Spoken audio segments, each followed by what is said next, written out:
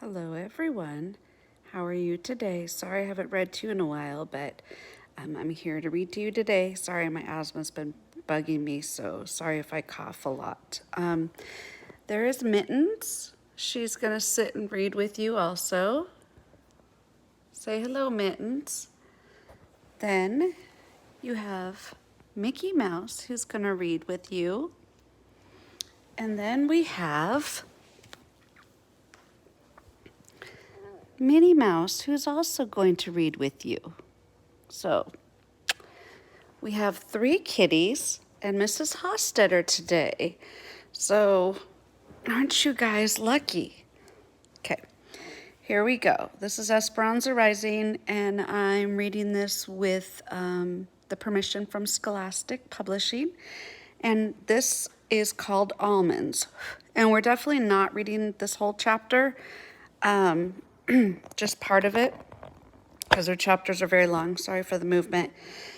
But remember, Esperanza is home watching the kids with Isabel. Mom's at work.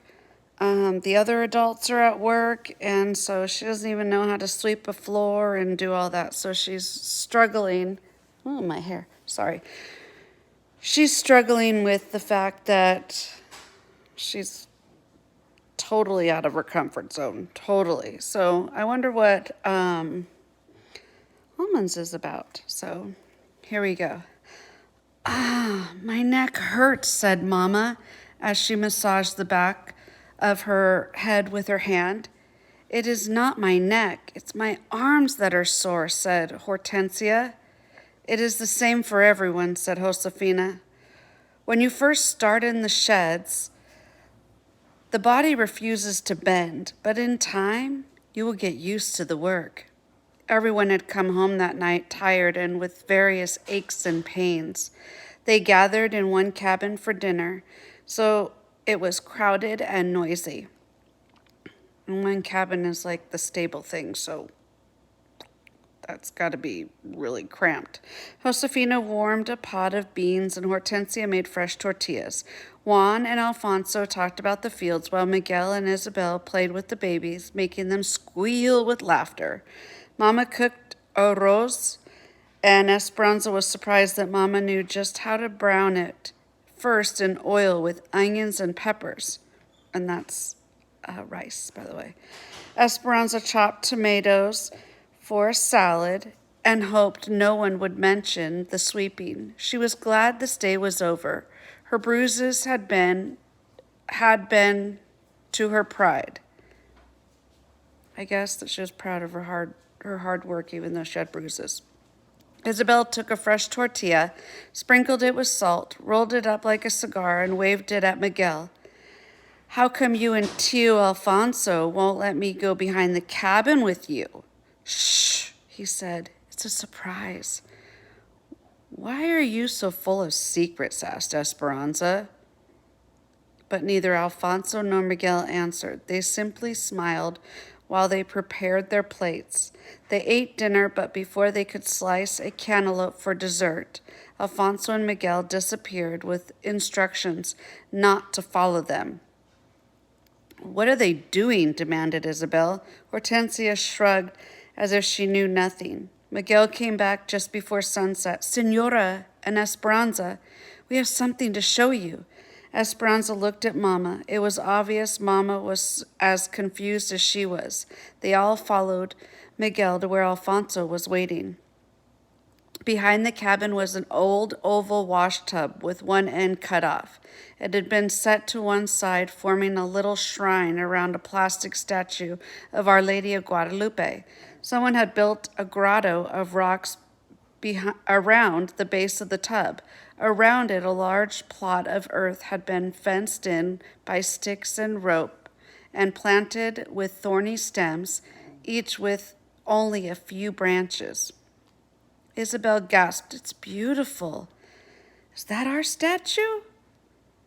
Josefina nodded, but the roses came from far away. Esperanza searched Miguel's face, her eyes hopeful. "Papa's?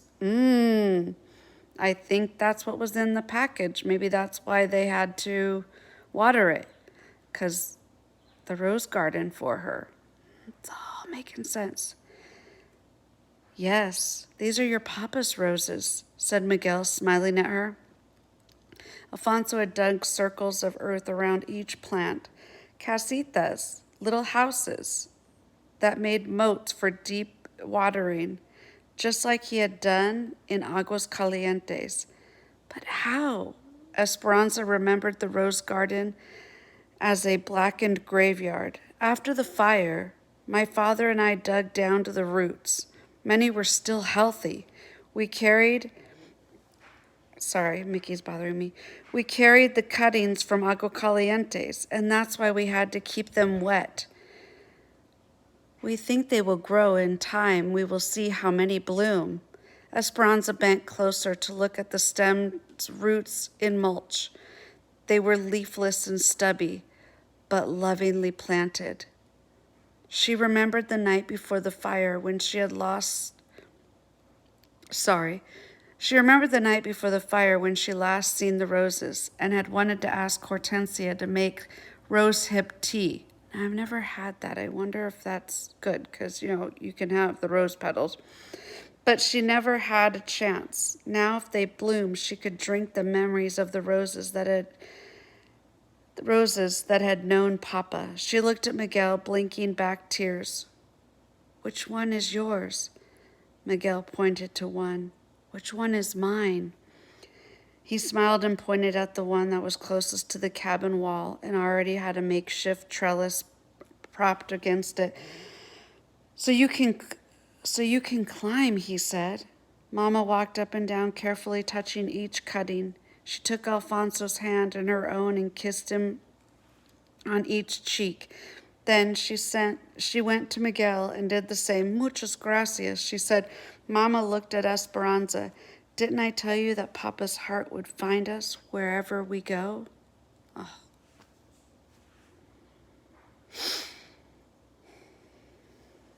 I think that's very, very touching. The fact that no matter where they are, the dad lives in here. And, the memories of the roses, that was, priceless to her and to all of them. And the fact that they brought him with them. I mean, doesn't get better of a gift than that. So let's see what happens. I would have totally been bawling too. Huh. Okay.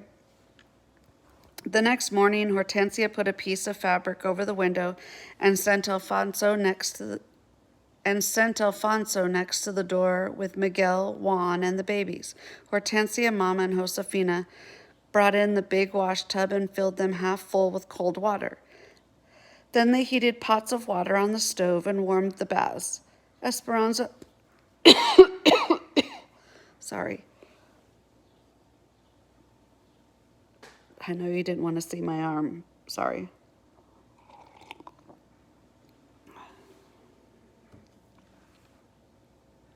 Throat tea. Okay, here we go. Let me start. Back up. Esperanza was excited at the idea of getting into a tub. All they had done since they arrived was wash their faces and arms with cold water in the sink. She hadn't had a real bath since she left Agua Calientes. But it was Saturday, and tonight was the jicama. So the entire camp was getting cleaned up. I get Hamika. Okay, hold on. Said, but Saturday and tonight was it looks like jicama, but maybe it's hamika. Hamaka. I wonder what, if anyone knows and can comment, it's spelled in Spanish, Jamaica. So I know the J makes a H, so hamika. Let me know. So the entire camp was getting cleaned up. Baths were being taken, shirts ironed, and hair washed and crimped. So I'm just gonna, and this is what you guys need to do if you're reading something and you're not sure, because what something means, like this is in Spanish and I'm not sure, but I can use the details from the story and my knowledge to know it's maybe a celebration or a party or something where they're getting cleaned up and they're wearing new shirts and they're ironed, so it's got to be something that they don't normally do, like a normal night. So I used all my knowledge and went with that. So we'll see what happens. Hortensia had given Esperanza her baths since she was a baby, and they had established a routine. Esperanza stood near the tub with her arms outstretched while Hortensia undressed her. Then she got in the tub and tried not to wiggle while Hortensia washed her. She tilted her head back, keeping her eyes closed while Hortensia rinsed her hair. Finally, she stood up and nodded, which was Hortensia's signal to wrap the towel around her, because remember, she was the servant. Well, so that wasn't unusual back then. So, because it was a tub, they didn't have a spout like we do where you can just turn the water on and off. They had to fill it. Esperanza went to one of the wash tubs, put her hands out to her sides, and waited. Josefina looked at Hortensia and raised her eyebrows. Isabel said, "Esperanza, what are you doing?" Mama walked over to Esperanza and said softly, "I've been thinking that you're old enough to bathe yourself, don't you think?" Esperanza quickly dropped her arms and remembered Marta's taunting voice saying, "No one will be waiting on you here." "Yes, Mama," she said, and for the second time in 2 days she felt her face burning as everyone stared at her. Hortensia came over, put her arms around Esperanza and said, "We are accustomed to doing things a certain way, aren't we, Esperanza? But I guess I am not too old to change. We will help each other. I will unbutton the buttons you cannot reach, and you will help Isabel, yes? Josefina, we need more hot water in these tubs. Hurry." As Hortensia helped her with her blouse, Esperanza whispered, "Thank you." Isabel and Esperanza went first, bathing in the tubs, then bending their heads over to wash their hair. Mama and Josefina poured cups of water over them to rinse off the soap. The women took turns going back and forth to the stove for hot water. So see, they didn't have a faucet like we do where there's a bathtub and you just turn the water on and off. This is just a tub, and they have to fill it up with hot water. That's a lot of work. But if you haven't had a bath in a week or however long it's been, it's worth it. Esperanza liked being with all of them in the tiny room, talking and laughing and rinsing each other's hair. Josefina and Hortensia talked about all the gossip in the camp. Mama sat in her slip and combed out Isabel's tangles. The women took their turns, and when Hortensia needed hot water, Esperanza rushed to get it for her before anyone else. Cleaned and dressed with still wet hair, Esperanza and Isabel went outside to the wooden table under the trees. Josefina had given them a burlap bag of almonds. There's the almonds that she wanted shelled. Isabel bent over and brushed her hair in the dry air. "Are you coming to the Jamaica? I think that's how you say it. Tonight?" she asked. Esperanza didn't answer at first. She had not left the cabin since she had made a fool of herself yesterday. "I don't know. Maybe. My mama said it is best to get it over with and face people, and that if they tease you, you should just laugh," said Isabel.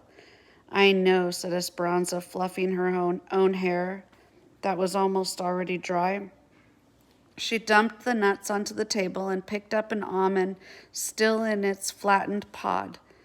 The soft and fuzzy outside hull Hull, Hull, by the way, looked like two hands pressed together, protecting something inside. Esperanza popped it open and found all